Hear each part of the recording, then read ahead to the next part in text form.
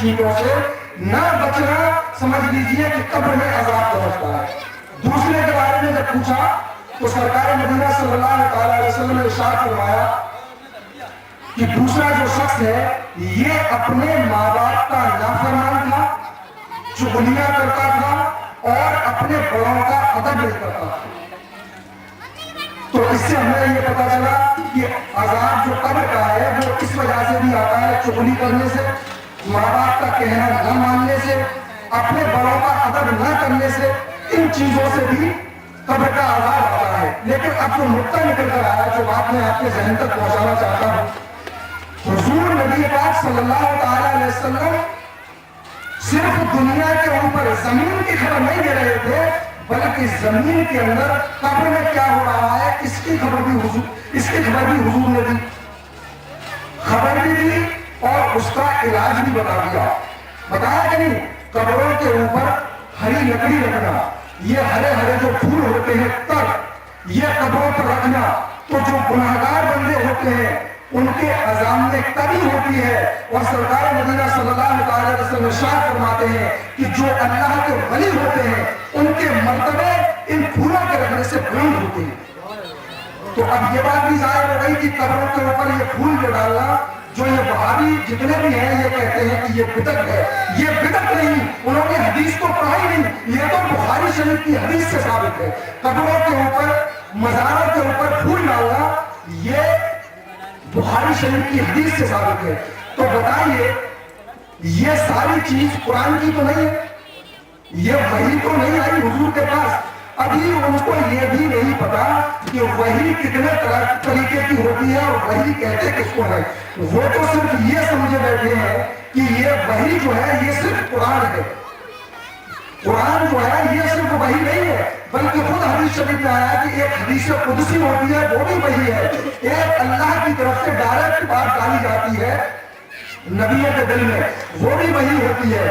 دوسری چیز یہ ہے کہ نبی جب چاہے جس کو جس کے بارے میں چاہے اس کے بارے میں بتا دے اور جس کے بارے میں نہ چاہے وہ نہ بتائے۔ تو قرآن کی جو آیت یہ نازل ہوئی تھی 50ویں جو آیت میں نے آپ کی بتائی سورہ نام پارہ نمبر 7، جس کو لے کر یہ وہابی مناظرہ کرتے ہیں اور یہ کہتے ہیں کہ حضور کے بارے میں یہ تھا اور حضور کو تو یہ پتہ ہی نہیں تھا۔ اگر حضور کو پتا ہوتا کہ میرے دیوار کے پیچھے کیا ہو رہا ہے تو حضور بتا دیتے۔ حضرت عائشہ صدیقہ رضی اللہ تعالی عنہا کا جب ہار کھویا تھا تو حضور نے نہیں بتایا، تو اب میں بتا دوں اس کی وجہ کیا ہے۔ اللہ تعالیٰ کے کچھ ایسے راز ہیں، اللہ تعالیٰ کے کچھ ایسے راز ہیں، مشیت الہی یہ ہے کہ ساری باتوں کو اجاگر نہ کیا جائے۔ جب منافق، یہی منافق، کافر نہیں، کافر ان سے پھر بھی اچھے ہوتے ہیں منافق سے، یہ بھی قرآن سے ثابت ہے۔ جو مسلمان کلمہ تو پڑھ لیا تھا، بار بار پہنچ رہے تھے حضور کے پاس، یہ بتاؤ کہ ہمیں خزانہ کہاں سے ملے گا۔ ایک ہی آیت گئی، ایک ہی آیت 50ویں آیت، سب سے پہلے آیا یہ بتاؤ کہ ہمیں خزانہ کہاں سے ملے گا۔ ہمیں تم یہ بتاؤ کہ ہم گھر سے نکلیں گے تو ہمارے ساتھ راستے میں کوئی حادثہ تو نہیں ہو جائے گا، ہمارا کہیں ایکسیڈنٹ تو نہیں ہو جائے گا، ہمیں موت تو نہیں آ جائے گی۔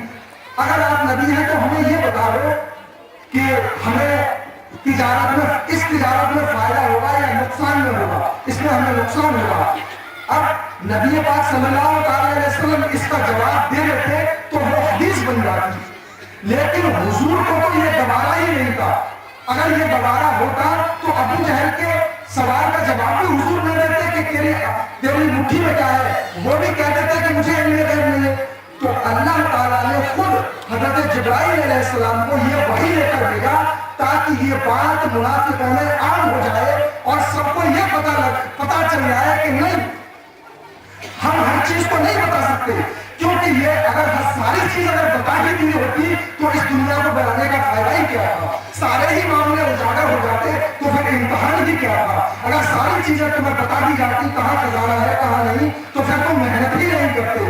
تو یہ مشیت الہی یہ تھی اور مصلحت اس میں یہ تھی، اس لیے قرآن نے اب یہ سوال منافقوں کے تھے، اس لیے قرآن نے یہ فرما دیا، جب تو حضور نے نہیں فرمایا، خود اللہ تعالیٰ نے فرمایا کہ اے محبوب آپ فرما دیجیے، اور جب قرآن میں بات آ گئی تو عام ہو گئی، اور جب صحابہ پوچھتے تھے تو وہی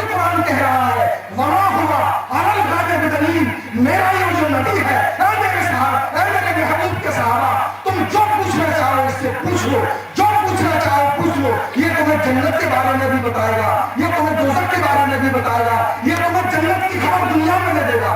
تو جہاں صحابہ سوال کر رہے تھے, قرآن وہاں کہہ رہا ہے کہ میرا محبوب اس میں کنجوسی نہیں کرے گا غیب کی باتیں بتانے میں.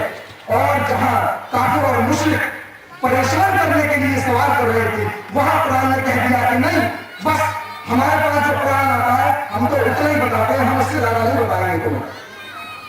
لیکن قرآن کو سمجھنے کے لیے قرآن نے خود ارشاد فرما دیا ہے کہ اس قرآن سے بہت سے لوگ گمراہ بھی ہو جاتے ہیں. جیسے کہ یہ جتنے بھی وہابی جو ہوئے ہیں, آج سے 200 سال پہلے یہ بات تھی ہی نہیں. اگر ہوتی تو آپ نے سنا ہوگا قصیدہ بردا شریف.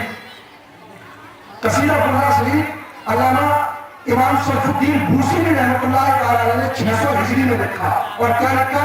فَإِنَّ مِنْ جُودِكَ الدُّنْيَا وَدَرَّتَهَا وَمِنْ عُلُومِكَ عِلْمَ اللَّوْحِ وَالْقَلَمِ.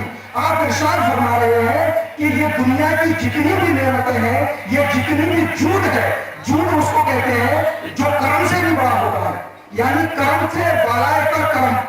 تو یہ ساری نعمتیں ہمیں حضور کی وجہ سے ملی ہیں. فَإِنَّ مِنْ جُودِكَ الدُّنْيَا وَدَرَّتَهَا وَمِنْ عُلُومِكَ عِلْمَ اللَّوْحِ وَالْقَلَمِ. آپ ارشاد فرما رہے ہیں لوح اور قلم کا جو علم ہے, ہمارے نبی کے علم کے ایک تھوڑا سا حصہ ہے.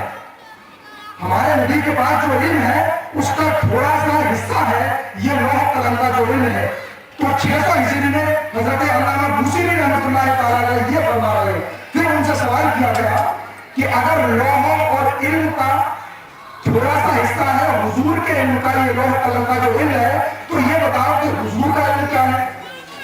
تو آپ نے بتایا کہ لوح اور قلم کے اندر, یعنی لوح کے اندر تو صرف قیامت تک کے حالات لکھے ہوئے ہیں.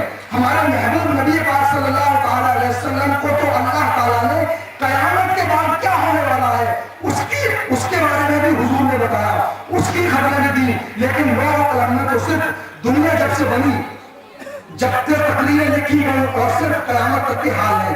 ہمارے نبی کے علم کا کوئی احاطہ نہیں کر سکتا. اور یہ بات ذہن میں رکھنی چاہیے کہ جتنا بھی نبی پاک صلی اللہ تعالی علیہ وسلم کے پاس علم ہے وہ سب اللہ تعالیٰ کا دیا ہوا ہے. من ذا الذی یشفع, آپ نے پڑھتے رہتے ہیں آیت الکرسی, یعنی کہ کوئی بھی اللہ کی مرضی کے بغیر کسی کی نہ تو سفارش کر سکتا ہے, نہ شفاعت کر سکتا ہے, نہ کسی کو بھی اللہ کے بغیر دیے کسی بھی علم کا ایک تنکے کا بھی نہیں ہو سکتا. تو اس سے یہ بات ثابت ہو گئی کہ اللہ کا دیا ہوا علم, اور کتنا دیا تھا یہ تو اللہ ہی جانتا ہوگا. اب جتنا بڑا وہ رب ہے اتنا اس نے علم دیا ہوگا, اس کا احاطہ کوئی نہیں کر سکتا. تو یہ آج کے جو یہ 200 سال سے یہ باتیں ہوں, اس سے پہلے یہ سوال کوئی کرتا ہی نہیں تھا. اگر کرتا ہوتا تو بتائیے علامہ بوصیری رحمۃ اللہ تعالی اور اس کی شرح کون کر رہے ہیں؟ حضرت ملا علی قاری. وہ لکھ رہے ہیں کہ حضرت بوصیری رحمۃ اللہ تعالی نے جو قصیدہ بردا شریف لکھا ہے, حقیقت یہی ہے کہ نبی پاک صلی اللہ تعالی علیہ وسلم کے لیے اللہ تعالیٰ نے اس زمین اور آسمان کو سمیٹ دیا تھا, یعنی تحت الثری تک جہاں تک